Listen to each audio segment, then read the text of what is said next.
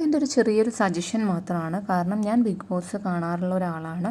അപ്പോൾ ഇന്നലത്തെ വീക്കെൻഡ് എപ്പിസോഡിൽ ലാലേട്ടൻ നമ്മുടെ സിബിനെ എന്താ പറയുക പവർ ടീമിൽ നിന്ന് പുറത്താക്കി. അതുപോലെ തന്നെ ഇന്നലത്തെ ഗെയിമിൽ പങ്കെടുക്കാനൊന്നും സമ്മതിച്ചില്ല.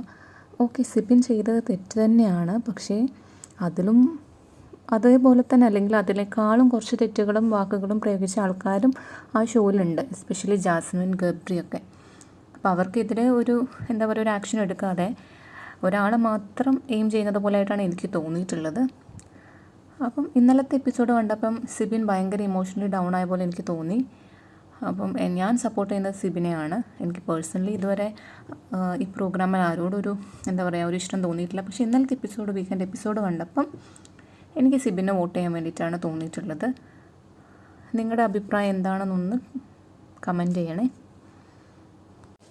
പിന്നെ പുള്ളി ഡയറക്റ്റ് എന്താ പറയുക നോമിനേഷനിൽ വന്നിട്ടുമുണ്ട്.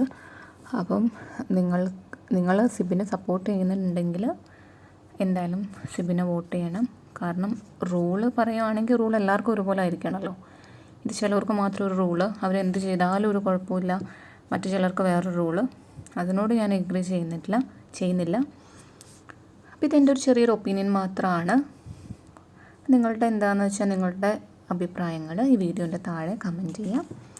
എൻ്റെ ചാനൽ ഇഷ്ടപ്പെട്ടിട്ടുണ്ടെങ്കിൽ, എൻ്റെ വീഡിയോ ഇഷ്ടപ്പെട്ടിട്ടുണ്ടെങ്കിൽ ലൈക്ക് ചെയ്യുക, സബ്സ്ക്രൈബ് ചെയ്യുക, എൻ്റെ ചാനൽ സബ്സ്ക്രൈബ് ചെയ്യുക.